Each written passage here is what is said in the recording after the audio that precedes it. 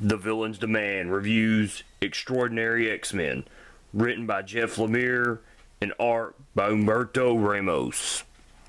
Hey guys, this is Villain's Demand. I'm Evan the Great, this is Justin Von Doom, and this is Hero Man. Today we're here to give you another comic book review over Extraordinary X-Men Volume 1, Issues 1 through 5.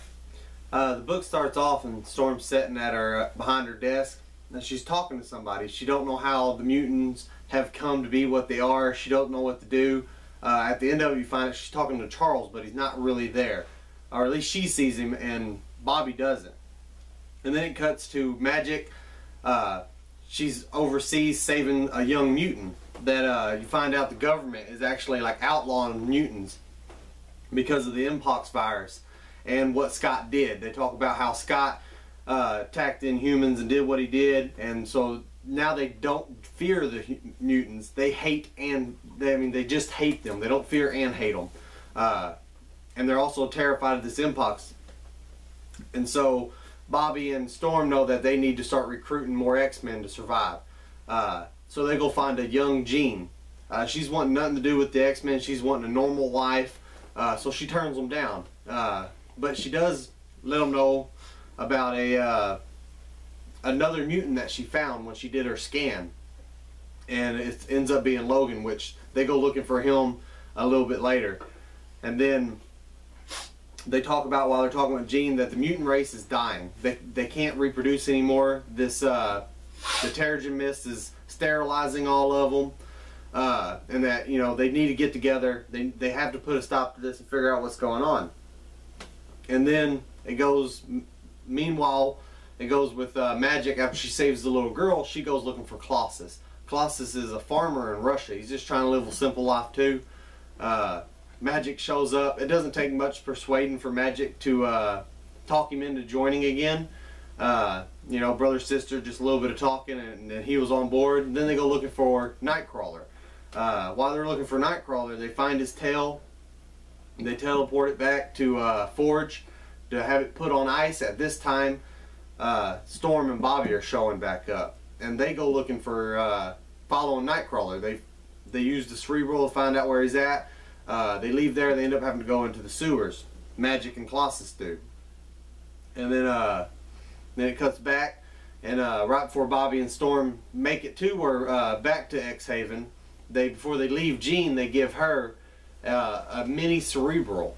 And that's how they're able to pinpoint, and that's how they can communicate. And if she ever changes her mind, she can use that, and they can teleport her to X-Haven, which I thought was a pretty little cool little idea.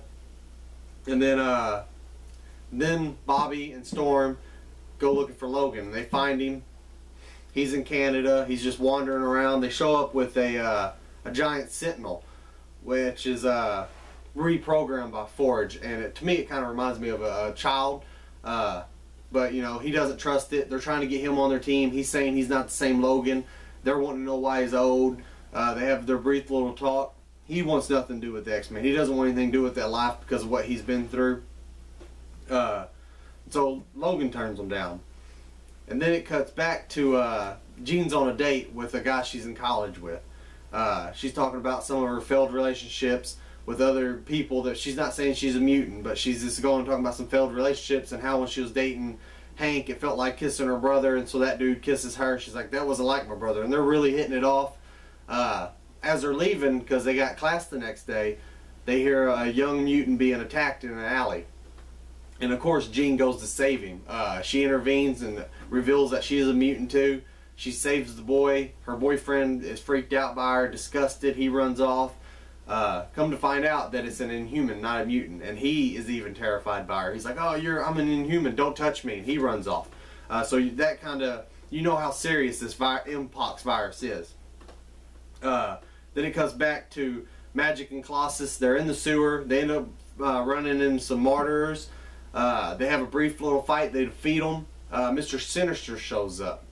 Mr. Sinister, he's able to beat both of them and capture them, but in doing so he knocks Magic out, which causes the X-Haven, which is in limbo, the shield that protects it, to fade, because Magic was the one holding it up.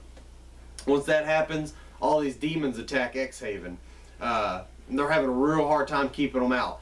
they actually have to have all their recruits, their people, their kids that they're teaching, helping them besides the young ones. They're having a hard time. You find out that Iceman has actually been stockpiling like ice snowmen. He has a whole army that he sits down and starts meditating, and it brings out an entire army of snowmen, and they're able to kind of hold them off for a while. During this fight, Jean goes and finds Logan. They have a long talk. They find out what Logan did in the past. She reads his mind. She finds out that he ended up killing, in his timeline, all the X-Men. That's why he wants nothing to do with them. He's scared that destiny will repeat itself. But she's scared that destiny will repeat itself and she'll die again, because she always does. But together they know that the mutants need them. It needs to happen. They end up kind of almost talking each other into it, but she was more the one doing it. So they decide to join the X-Men at the perfect time. Right when they decide to join them, they call in with Cerebral. Forge teleports them in. They teleport right into the fight of Limbo. During all this Limbo fight, while all these demons attacking, that young girl that Magic saved ends up, you find out that her power is she can control demons. They're attacking her and her family, and she's just like, stop! And she finds out she can control them. We don't know how powerful it is or what the radius is, so that's helping. So that's building the army. They're able to fight them back, and Forge gets the shield rebooted. But he can't put it up till they get as many of them off the property as they can. They back a lot of the demons up, the shield comes up, they clear up what's left. But you know, the job's not over yet. Now they need to teleport to Manhattan, to where Colossus and Magic has lost intercom. So they teleport there. They're in the sewers, and they're looking for Mr. Sinister. During all this, we find out Mr. Sinister is experimenting on mutants. He's trying to perfect the mutant gene to get it where they can survive the Terrigen Mist. By doing so, he's trying to mix inhuman DNA with mutant DNA. So they show up. They get the drop on them. They end up freeing Colossus, Magic at first, and they're fighting the Martyrs again and Mr. Sinister. Mr. Sinister goes on, and he ends up revealing his only real achievement yet, which is Cyclops. And you find out that Cyclops has did some horrible stuff, attacking the Inhumans and whatnot. And he's supposed to be dead, but he shows up and he's like half monster. He's mixed with an Inhuman. And during the fight with Cyclops, which he like blasts Wolverine through the sewer all the way up into a building, he's on fire, he's burning. You find out Wolverine's regeneration is nowhere near what it used to be. During all this, the Inhuman DNA actually is more powerful than the mutant DNA, and it overrides the mutant DNA, and the dead Scott becomes almost full Inhuman. He becomes a monster. Jean says there's no mind left, it's not Scott. Wolverine, that's all he needs to know. That's why he originally attacked him. So they're fighting him. During this, Colossus, they go up onto the street. Colossus and Magic are still down in the sewer in Mr. Sinister's lair. Colossus ends up taking out Mr. Sinister. They're down there fighting. Once he stops Mr. Sinister, up on top, they're just now finishing up with Scott. So they finish Scott, he finishes Mr. Sinister. They all go down there. They rescue Nightcrawler. Something's wrong with him. They ain't quite sure what it is yet. He's just babbling on about some stuff. They don't know what Mr. Sinister's did to him yet. Then they go all back up on top. There's media and television everywhere. All these people are wanting to know what's going on. Are the X-Men attacking again? What are they doing? You know, they're terrified but curious.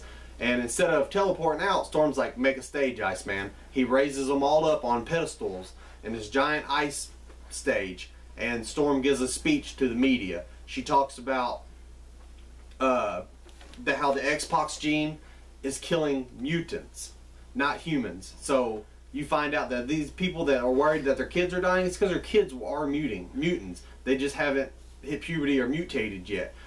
She talks about how they are who they are. They'll save Inhumans, they'll save X-Men, they'll save humans, they'll save anybody. They're there to help, but they're done hiding. And what that means is that if they come looking for them, they come looking for a fight, they will retaliate. The mutant kind will retaliate. So she puts a stamp on it right there. And then they all teleport back to the mansion. And they all go in, but Logan's hesitant. He doesn't know if he can go in because all the memories, what he's did in there, killing all his X-Men. And Jean talks to him. They have a little brief talk, and they decide to do it together. You know, and if he doesn't want to do it, she won't do it. She's with him through it all. And so, you know, he's like, well, I guess somebody's got to watch you. And they kind of walk in together. And that's the end of the book. Man, I really like this story.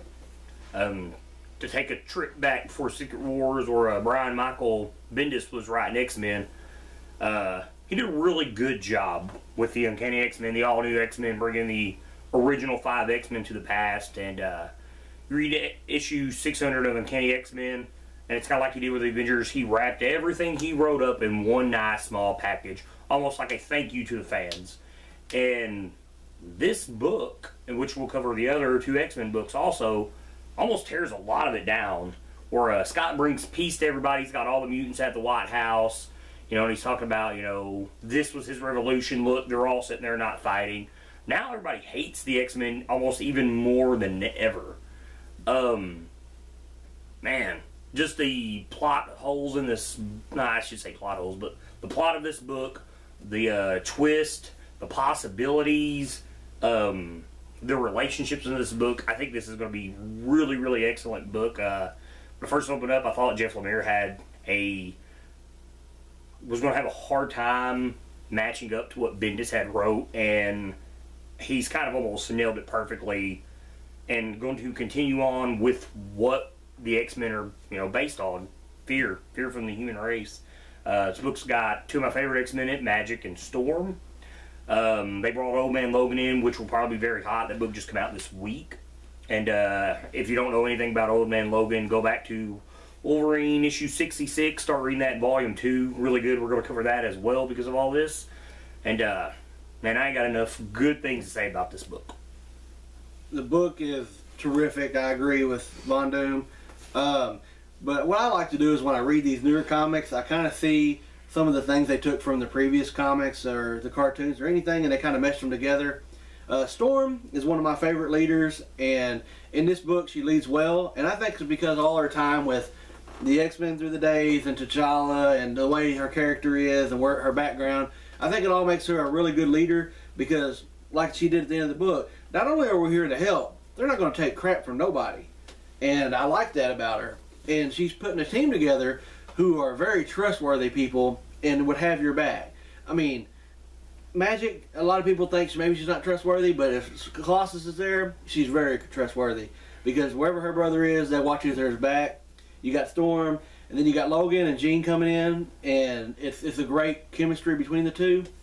And you can see where Jean is like almost like a Jubilee type figure, but it brings all the Jean aspects. And Logan, you know, he loved her before, and, you know, in the other book, which we'll cover later, you know, the reason he's kind of hesitant, it all is going to come together. And then use a villain like Sinister, which is my all-time favorite X-Men villain. He's got so much untapped potential, and to put all this together, it's just great. I agree. The book is amazing. I don't read a whole lot of X-Men, so this book really drew me in. It is a book that I'm excited to keep reading, excited to follow. I can't say enough good things about it. The first story arc, what I liked the most about it is how they didn't try to combine everything into one clump and explain it. They were like, okay, let's take this piece, and this piece, and let's make it work. And it was almost like a spiraling effect of you're just reading, figuring out how they're becoming their own stories, and it wasn't overwhelming, and it was just like a perfect spiral to the ending that I thought they did. The story of it was so good. And I agree, I think Sinister was just icing on the cake. I like Sinister. I like how he is a villain. He's more behind the scenes, but he is powerful, but he's more behind the scenes, the scientist of it. He wants to get down to the science of it. He's trying to save the mutants, but at the same time he's not. He's trying to perfect them for his own means. And so he's always got his own motive behind everything. I really liked everything about the book. Obviously the biggest thing with this book, I think, for all of us is the cast. Like, I'm a big X-Men fan. Evan the Great's a big X-Men fan. You said you hadn't read X-Men much since this. Now, after reading this, would you? Oh, yeah.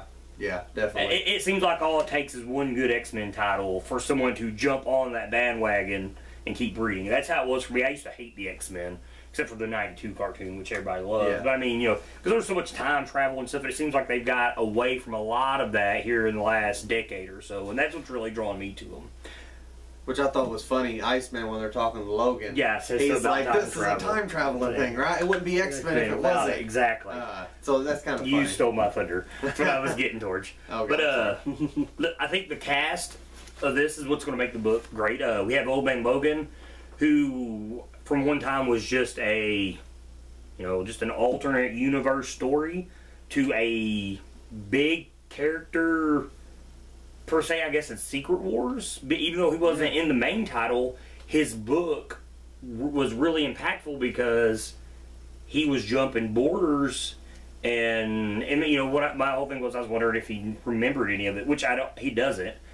I would think, because he talks about how things used to be, and then there was white, and then nothing, and then he woke up. Yeah. You've got young Jean Grey, which so far this is the one time you see one of the younger X-Men that's brought back by herself. She wanted to live a normal life at the end of Uncanny X-Men 600, and she is trying to do so, which she realizes that she can't.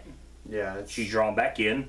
You get Liliana and Peter, Colossus, and Magic, who Magic has almost been the X-Men you don't want to hang around. He's actually been pushed to the forefront in later years. He's become a very dominant member of the X-Men with her brother Colossus, who's always been there. You get Bobby. They do a really good job with Bobby. Yep. They bring up Bobby's potential, which is something that's always been brought up in the past, and you really start to see it show. Yeah, he shocked me how powerful he was. Yes. He was an Omega level mutant that never knew how. And you're really starting to see it now. Yes, I can see how he's an Omega. Yeah, you've got Nightcrawler, who I don't think there's one person that doesn't like Nightcrawler. Yeah. DC don't like him because yeah. he was theirs first. Well, yeah. They turned it down. Yeah. And then you got a Storm. Storm, like, she's been basically a leader for the X-Men ever since, like, the Blue and Gold days. So, I mean, you got a really good cast of characters, and then you add the fact that there's a X-School, X-Haven now, which has really been something that's been big in the last decade or so. You get a really good cast of characters. Two of the characters that really stuck out from the school to me was Ano and Glob. Yeah. But in a way that kind of bothers me, because years ago it was Ano and Rockslide. Now where's Rockslide at? I don't know if you guys had ever anything yeah, but if you ever anything where their buddy system. Yeah. Where they were running around and like trying to be heroes off of Utopia. They'd go like San Francisco and like try to beat up like bugs and stuff. Like they're the Ninja Turtles in a sense. And now with that, they've replaced Rockslide with Glob, and it almost seems like the same chemistry's there. So I think that's going to be really good. I did like their chemistry. Another thing with Ano, which I think they're going to bring up, is I think he's going to have a really big part with Bobby. I don't know if you knew that Iceman's gay now. Mm-hmm. I didn't know that. Yeah, the young Iceman, right towards the end of Bendis' run, knew he was gay. Gene had read his thoughts and kind of seen it. And then at the end of 600, well, during the end of 600, he asked the Iceman, both of them did, if he was gay, and he has been hiding it this entire time, which I think is a good little twist. Since the gay issues come really big in a country now, that you need, I guess, more gay characters in comics, which doesn't bother me. It's a very interesting twist, and Ano's sexuality has always been questioned, and he kind of mentions that he needs to talk to Iceman about some stuff, which I know he used to be real big with Northstar. Northstar was the first big gay X-Men when they announced that. He even got married. It's a big deal. And like I said, there's a lot of stuff that's going to play into this that'll be really nice. Like Evan the Great had talked about Jean and Logan. Well, one time were like star-crossed lovers, which now you've got her in the role of Warden. Logan sees her as a daughter, like he has most of the younger X-Men like Jubilee and Rogue in the past. You've got a lot of great chemistry that's going to build up over time that's really going to make this book good, despite the ongoing plot of X-Men adventures. Let's go ahead and jump into who we thought our favorite characters. Yeah, my favorite characters, they have a couple of them in this book. Everybody knows me. My favorite characters are Gambit, Nightcrawler, and Iceman. And Gambit's the only one we don't see in this book yet. And I like the twist that they put on Iceman, because they was talking about him being gay and everything. And I'm fine with all that. But then you take in consideration like the previous Iceman way back in the day, how him and Havoc used to have love interest fights, and it's just kind of cool that they took a character and kind of twisted it, and they're also going to push his potential as a mutant. I see that as good. That's a strong point for whoever, you know, the clever ideas on this comic, to turn a character like that and to make it where we like him. And then you got Nightcrawler, which we don't know much about. His tail's still gone, and Sinister has definitely done something to him. Forgot about that. Which is going to be weird to see Nightcrawler as an experiment, because different X-Men have got captured by X-Men villains in the past and experimented, kind of like when Apocalypse basically turned Angel into Archangel, and the side effects it had that wreaked years of their life away. Yeah. And it's going to be interesting to see somebody who is picked on as much as Nightcrawler was growing up, being called a demon and everything, to see how he handles this. But he's I would say Nightcrawler is a very monkish character. He's very religious. Yes. It's something they really do a good job with in this book. Yep. He's steadily like reading off scripture the entire time, even to the point where when they rescue him, he's still reading it. It's something you don't really see a lot of with Nightcrawler, and I thought it was a really nice touch. Yep, so I mean, as far as favorite characters go, they got 2 of my 3 here, and the other characters, I love them as well. I've always been a huge Magic fan, and she kind of gets to me as a person who, maybe through the years, as she's kind of got a wild spark to her, yeah. And now she's come home and harnessed these powers, and she's back with her brother. And my favorite part about this whole story, which is a weird part, is the fact that they got the X-Men Institute in limbo, protected by a magic field. That's awesome, because they've always had like Asteroid M, or they had their Utopia, and I'm like, now you got this, and this is like hidden away from the world, and it's going to take somebody with magical powers to get down there. Doctor Strange. Yeah, Doctor Strange, I guess. He may tie in. Which is interesting, because Magic has been training under Doctor Strange for quite some time. And during the Bendis run, you find out in the year 2099 that she is actually the Sorcerer Supreme. Yep. So who's your favorite? Honestly, to me, Magic is my favorite X-Men. She's not what stuck out to me. My favorite character, obviously, the book was Sinister. Sinister, I think, is like Evan Great said, the greatest X-Men villain. I mean, despite Magneto, it's just what he brings to the table, his background and whatnot. What really stuck out to me character-wise was the new Marauders. You get new mutants there. You get Coda, who reminded me of Stun the Insect from Bloody Roar. Ares, who reminded me of Core. It's an Image book back from like 2003, 2004, somewhere around there. Chimera, can't really tell you who she reminded me of. She was like, had the dragons. Magic was mad. He's like, oh, these aren't even real dragons. And then you had Azumith, who kind of reminded me of the girls from The Ring and The Grudge in a sense. Just when she had, it was really cool because, in a way, she reminded me of Zora. She had like the black hole in her face. Yeah, she reminded me of Soul Reaper from the. Yeah, exactly. He pulls it. And to me, those were my favorite characters. I guess because, in a sense, to me, they're new. I've never seen them. I don't think they've ever been around. And it's nice to see new characters, especially for this group of X-Men, because they actually, I would say they give the X-Men a good fight. I mean, Magic and Colossus kind of make quick work of them, but it was nice to see new mutant villains for a new book, and that was my favorite characters for the book. My favorite character was Magic. I enjoyed what she played in the story, and I liked how she was so passionate about stuff. She had to keep the shield up, but she knew she wanted to be the one to go get her brother. She wanted to be the one to go get Nightcrawler. She still wanted to be forefront. She wanted to do it, and I liked her little almost temper tantrums. Like people, she shows up, she does the language barrier spell, and they don't care. They just want to kill her, and it pisses her off, and they shoot at her, and she's just like, ah! And I enjoyed her almost temper tantrums like that. Like she was right on the verge of just losing it. And I thought she was such a great character through the book. Well, it's good job. It's like where he said she's kind of a wild child. Yeah. She's got a very dark past, and she has gave the X-Men very many problems. And like I said, here in the last couple of years, it's almost like she's tried to make that up to them. Yeah. Is she the new Emma? She's an important factor. She's gonna start out bad too. Emma's a slut, so she's a new factor in this book, though. To me, she played off as being one of the more powerful of these X-Men. Yeah. She can teleport them. Yeah. She's obviously one of the leaders. She's the one that brought in Colossus, and might as well say Nightcrawler. So I mean, she's playing a huge role right now, and I really like that. But the character I was most impressed with, by far, was Iceman. I knew you was going to say that. I didn't know. I mean, I knew how powerful he was, but I didn't know. I mean, his snowman army I thought was really cool.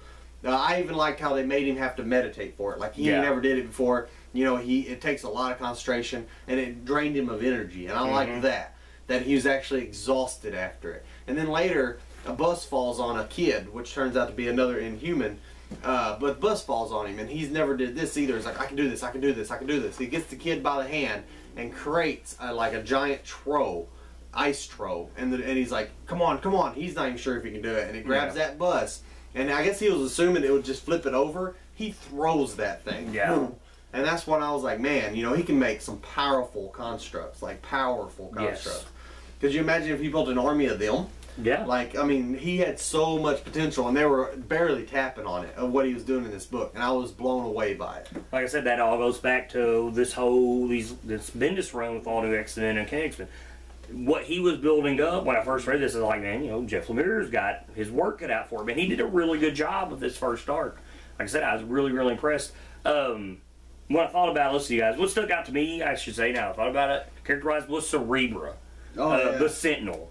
Yeah. Forge had put Cerebro into the Sentinel, and he treats it almost like, I wouldn't say a girlfriend in a sense, because where you think it was kind of kiddish, I thought it was very well-mannered, almost sophisticated in a sense. When I first seen it, I thought it was Justin Seifert's Sentinel. Like, I don't know if y'all ever read the Sentinel book, but what you talked about, you know, how he was a hero click, that he had took scrap parts and built a Sentinel, and was like trying to be a hero. He was a part of Avengers Academy when the Sentinel first showed up. That's what I thought it was, and I thought, wow, that's an interesting twist. I didn't see that coming. But no, they took it and did something I thought better than it. You know, almost in a way to show, hey, we're mutants, and if we can use something that's hunted us down throughout the years and make it one of us, we can, you know, get along with anybody. Well, Logan don't trust it. Well, he's Logan, you know. I don't know. I should call him Wolverine, because that's not what he is, because he's not being going by that anymore. But, you know, it shows, you know, hey, we can work with anybody, you know, even based on what Storm's speech was at the end of the book. Cerebro, to me, reminded me of like a 10-year-old, well-mannered kid. Yeah, I think the intelligence it would have. Yeah.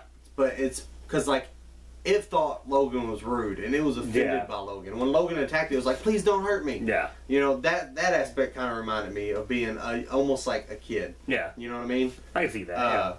That's kind of where I felt like it was almost, to me, it felt like it was Forge's, it was his project, then it became almost his child. You know, to me. That's the way I felt about it. But I did like Cerebro. I thought that was a really cool character. And that's just another relationship that's going to play into this mess of relationships. Well, I'm hoping they shrink it down. And, you know what I mean? Make it a normal person? Well, maybe like 10 foot or so. Yeah. You know, I'm hoping they shrink it down so it's easier to fit on panels, easier to have more to do with. You can add more to a page. Yeah. I can see that. But you also got to think it's got a teleporter built into it, too. Yeah. So, I mean... You can also see one day where it might advance where Forge gets inside the dang thing, brings it out. That's true. Because Justin had built, the Sentinel had made a lot of people don't know this about Forge. That. I love Forge, even back in the day. All the stuff that he can do as far as what his power is, and he's also kind of like a field medic. And if you had him out there with something like this and he constantly repair it, that's a great weapon to have on the battlefield. Or if he just rides it around like it's a Zord. Or you can ride around like a Zord. Am I the only one? I won't cut you off. Am I the only one when I found out he could teleport at will? I'm like a giant Nightcrawler. How powerful would that be? Yeah. That's the first thing I thought. It doesn't wear itself down at that. And I was like, I was hoping it would do it.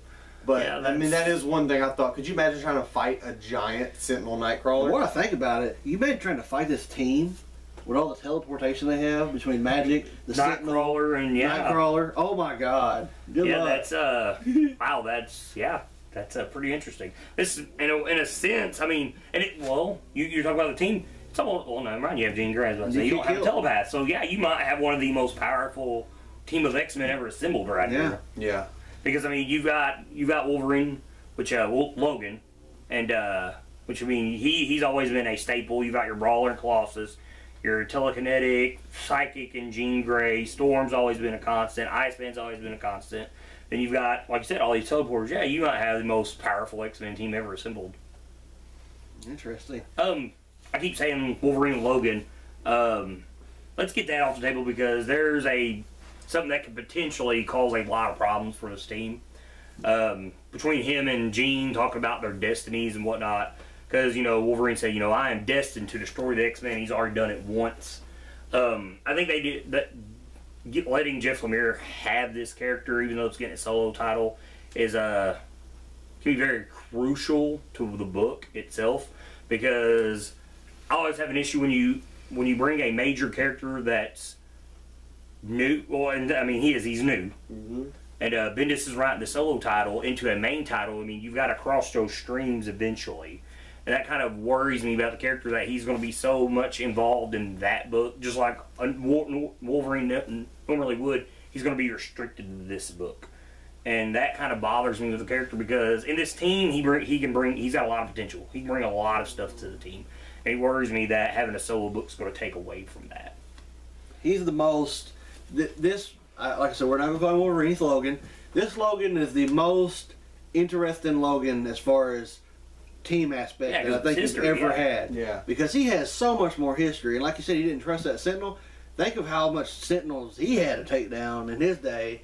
And to see it still there, and now it's going to take a little bit to adapt to that. But this Logan's path, his future, the way he's going to walk life now, and the way they write this character, he's going to be either the best part about this book, or he might be a part to maybe bring this book down if they restrict him, like you said. Could you say the same thing about Jean, though? Yeah. Jean is in a sense the same type of character, where he knows he has already done it, where Jean and Bendis' run was already persecuted by the Shi'ar for being the Phoenix. She hadn't been the Phoenix all, just yet. You can see it; it's been there. But I mean, would she be in a sense the same thing? Yeah. So I guess they're either going to destroy or make the X-Men team. Well, I think there's going to be another factor that comes in. At the end of the book, she talks about there's a young Scott too. Yeah. And so I feel like there's going to be a Cyclops in her. And so now we're going to have a young Scott, a young Jean, and an old Logan. Well, you might be like, this Logan becomes like her father. Well, you say that about the young Scott at the end of 600. This young Jean Grey has a thing for Beast. Oh, and she has tried to work things out for Scott because that's what's supposed to happen. And at the end of the book, Beast is very upset about it. And he's not blue yet. He's still human looking. And she kisses him. Scott sees it. And he's like jealous of it. So, yeah, I mean, you're right there. There is a young Scott around, and so they're going to be your maybe that's where that Scott is seeing that it is his destiny to be the Scott that he was stopped, that he was there to stop. Maybe that is his destiny to be that Scott. Maybe he is supposed to bring this. Everything he's won is crumbling down around him. Maybe he's supposed to be like this. Yeah, maybe his path is always been there. He's just now it's revealed. Mm-hmm. So. He could actually become, like you were just saying, the Scott that, to me, the book everybody fears. Well, you say Scott. Scott is a big part of this book without even being in the book. Yeah, they talk a lot about it. Yeah, Scott attacking the humans. What he did. And we haven't seen this yet, as of in this book. We do know, like when he showed up at the end, I thought, oh fuck, they said he was dead, and now here he is. And of course, should have known with Sinister was a clone. Yeah. But that he is a big influence on this book, and he's not even in it. Well, I think he's also the reason that they moved X-Haven to Limbo, because what he did caused so much, the ripple effect of it. Yes, in the so world, bad, that they moved it to Limbo. But I lost my train of thought. Okay. What we were thinking about. What did y'all think about Storm constantly seeing Charles? Yeah, that's interesting. Like, I mean, that he can manifest himself in people's minds, and that's what I thought. Is he actually there, or is it just her seeing him? Because he's never in a wheelchair either. No, he's walking. Yeah. So, she sees him 2 or 3 times through the book. he was walking before he died. Well, I was just talking about in this book. Everybody they assume that he's in a wheelchair and everything. I don't know. That's like I said. There's a lot of interesting story building for the future in this book. Like, I'm assuming that Jeff Lemire is going to be writing this book for a long time with the foundation he's writing just in these first 5 issues. And then another thing that's interesting I wanted to touch out. I also think that this is going to intertwine with some Inhumans really strong. Yes, they bring up the because- Inhumans constantly. That's what I was about to tell you. The Inhuman and the mutant DNA and the way they're going to, the myth, all that's going to play in. And I can see it forecoming a mile away. They're going to have a battle at some point. I hate it. I hate it because for the last couple of years, Marvel has like, hey, these are the new mutants. These are new mutants, trying to replace them with the Inhumans because of movie rights. And I hate that because I don't care about the Inhumans. I don't care about none of them. And I like the X-Men. I want the X-Men, and now, I mean, you look, and it's almost like Sinister trying to merge them. It's almost like a metaphor in a sense, and I hate that. I don't want the X-Men to be replaced by the Inhumans. Stop shoving down our throat. Keep the X-Men around. They make money. I'd like a couple of them to be mutated like Sinister was trying. I'd like to see some of the weaker ones that have cool powers, but they never tapped it. The writers to mix them with an Inhuman, and then just sky's the limit of something they could do with them. But it's if they survive it, though. Yeah, if they perfect it, like You can't do that. Null and Glob. Like, how cool would it be if they all of a sudden had something else come about, and now they're like top tier with Kind of like how Sinister had the elephant-looking guy. Yeah, But like you could do that with Apocalypse, you could do it with Sinister, or the way that they changed Jubilee's character back in the day, they made her a vampire. Yeah, I mean, there's possibility, and you need that dark side to your light of characters, because the way it's playing out right now, they're all good-hearted people. Besides Logan, who has a dark past, really, And but he's Jean, who knows she has a dark future. yeah, and she has a dark. And future, they're in a but- dark place. But they're not. But they're not too. Almost on the verge of like what magic can be. Yeah. I'd like to see some characters that were like you were saying, an angel that has that dark archangel past. You know, that kind of torment. I'd like to see some characters like that joins the team, and I think merging them with the Inhumans would open the sky for writing a no-name character and making him somebody. Oh, I can see where that would work, but like I said, I mean, it drives me crazy. Yeah, I want to keep them separate and have them fight each other. I mean, for almost like comic book brotherhood. purposes, it's good because I mean, the Inhumans have always been in the background forever and forever, and it seems ever since like Civil War, they've been trying to bring them together, but don't bring them together because of movie rights. Don't do that. I think that's completely ignorant, and it ruins, it could potentially ruin storytelling in a sense. Because I don't want the X-Men to go away. Like this book right here, where they've got going on is great. I don't think they will go away. I don't want Marvel to push them in the background because of the Inhumans. I mean, just because Fox owns the rights to something doesn't mean you should completely kill it off. destroyed our Fantastic Four. Well, they're gone.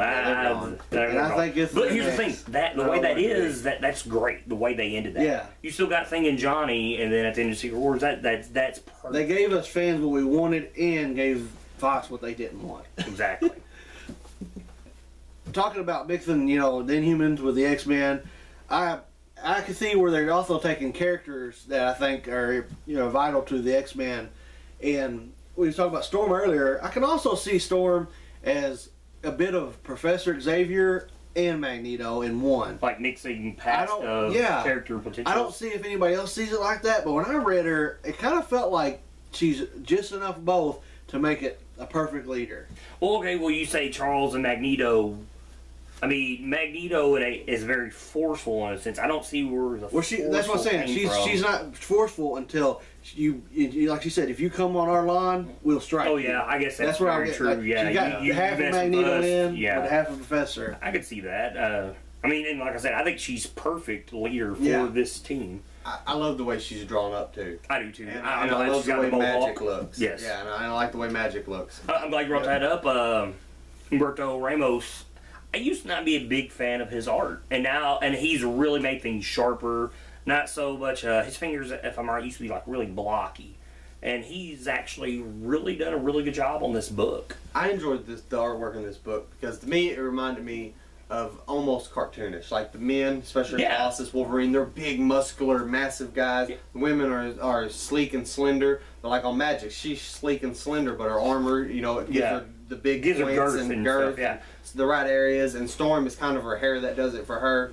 The big the Yeah, you don't get it too point. stupid deep. Yeah, Colossus' but it beard. reminded me a lot. The beard, Colossus' I love beard. Colossus' beard. The artwork, it was like reading a cartoon. Yeah, Like the I really artwork. liked that. And I really liked it too. I thought they did a good job of not going too cartoonish or not trying to do the painted artwork where it's just so realistic. It was like a fine medium between the two, and I enjoyed the artwork as well.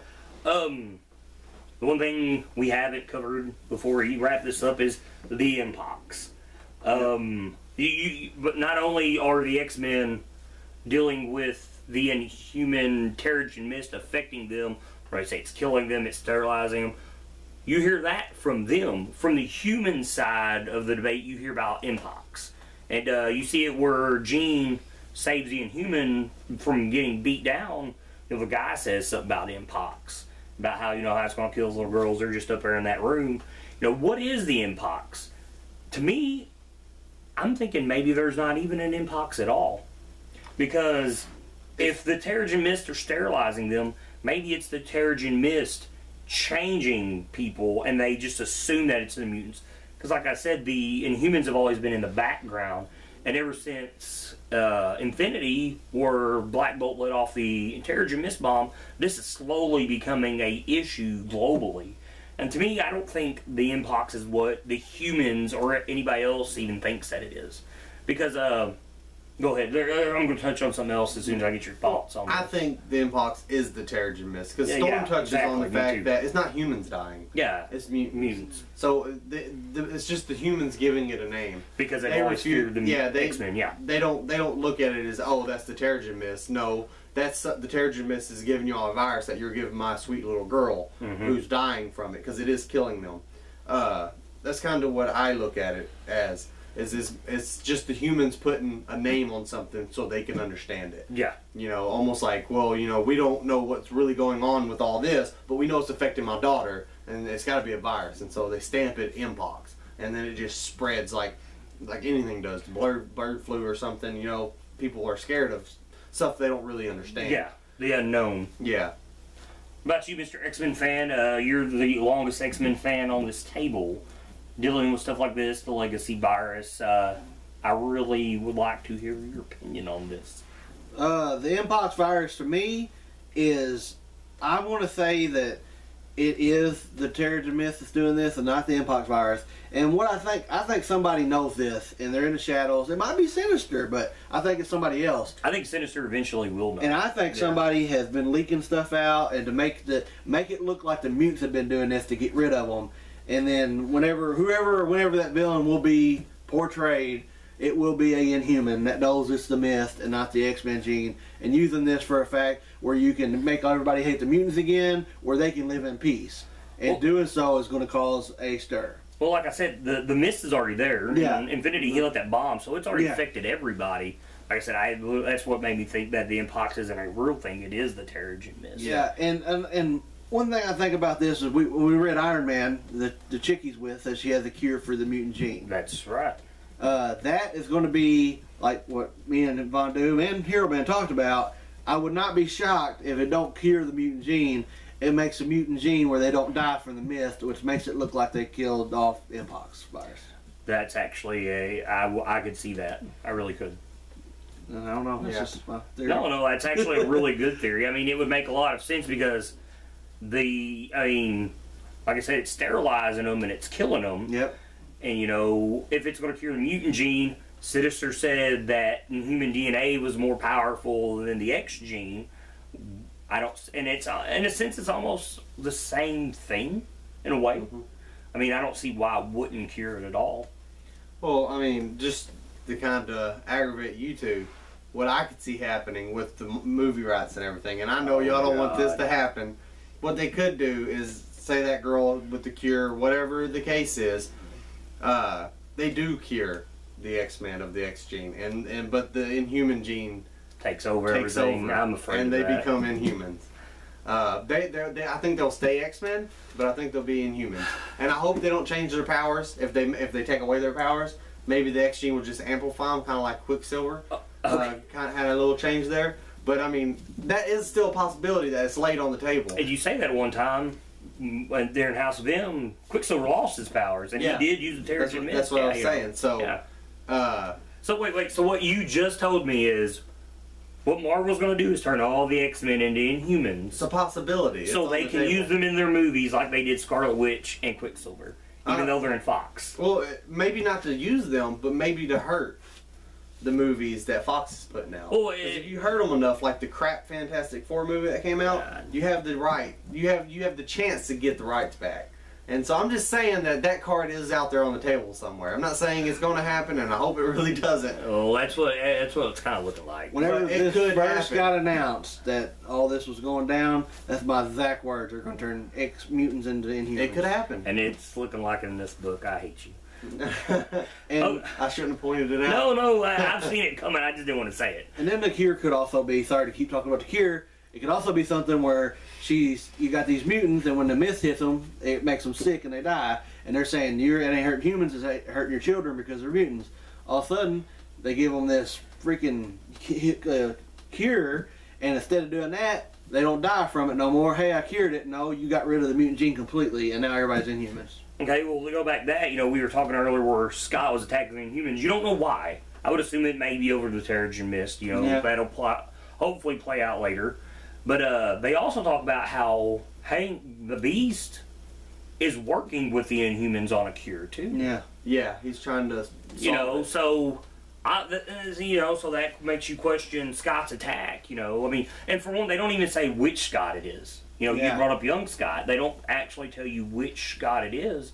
So, for all we know, it could have been Mystique. Because he's dead. They say he's dead, supposedly. We know how that works in comics. But, even though after attack, there is some relationship still there with the mutants and the Inhumans. So there's something that we're not reading in between the lines that's not played out yet that'll play out in the other books. Yep. I just want to call it now. Tony's new squeeze from the Iron Man book. I think she'll be a villain.